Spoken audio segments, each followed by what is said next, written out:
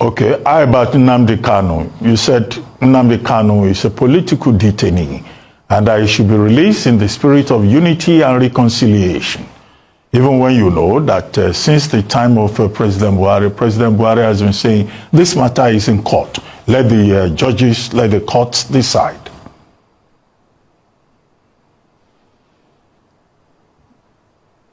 Well, you know, I know the Kanu has been there for so long. He's been to several courts on several occasions. They can't even agree on what to do. And between me and you, Dr. Abati, you're a lawyer. Justice delayed is justice denied.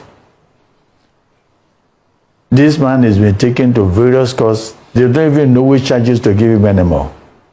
This man was abducted out of this country. The manner of abduction was in itself illegal. It's a shame. It's a shame that this country will be involved in a thing like that. But they did it. Okay, now you took that gentleman to court and he's been there for years.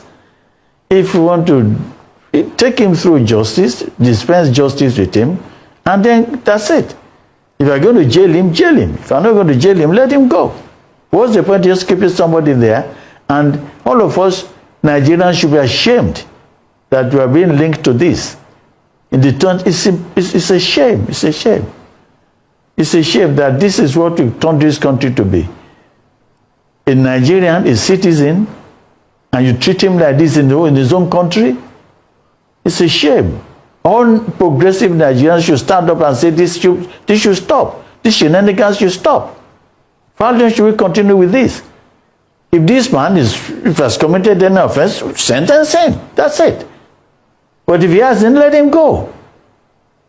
What is happening is wrong. It's wrong. To any right-thinking person, it is wrong.